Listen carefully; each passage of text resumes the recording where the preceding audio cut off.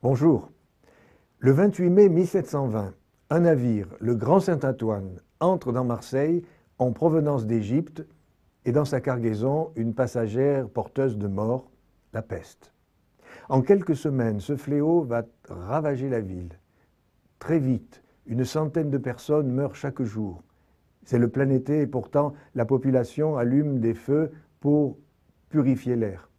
On célèbre des messes, des processions de reliques parcourent la ville, sans résultat, la peste continue à tuer. Marseille est coupée du monde, près de la moitié de la population va succomber à l'épidémie. L'évêque de Marseille, Monseigneur de Belzunce, parcourt inlassablement les rues, secourant les malades et donnant l'extrême-onction aux mourants. Il décide, sur les conseils d'une jeune religieuse visitandine, sœur Anne-Madeleine Rémusat, de consacrer son diocèse et la ville de Marseille au cœur sacré de Jésus. Le 1er novembre 1720, avec un petit reste de population et les membres du clergé, durant la messe de la Toussaint, Monseigneur de Belzunce prononce la consécration de la ville et du diocèse. L'épidémie s'arrête, mais pas définitivement. Une année plus tard, la peste est de retour. L'évêque va alors proposer aux échevins de faire un vœu, celui de venir assister chaque année à une messe en l'honneur du Sacré-Cœur au couvent de la Visitation et qu'un cierge soit offert par le premier magistrat de la ville. Ce sera la fin de l'épidémie.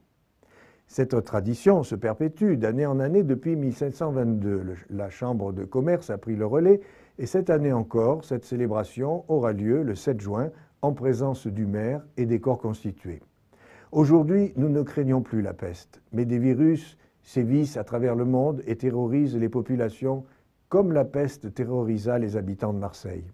Nous ne possédons pas toujours les moyens de combattre et de vaincre ces virus, mais il en est d'autres qui peuvent s'emparer de notre cœur et qui portent le nom de haine, d'injustice, de mépris, d'individualisme, d'égoïsme et j'en passe. Ces virus-là, nous avons le pouvoir de les vaincre, de les terrasser à coups d'amour, de cet amour que nous puisons dans le cœur sacré du Christ.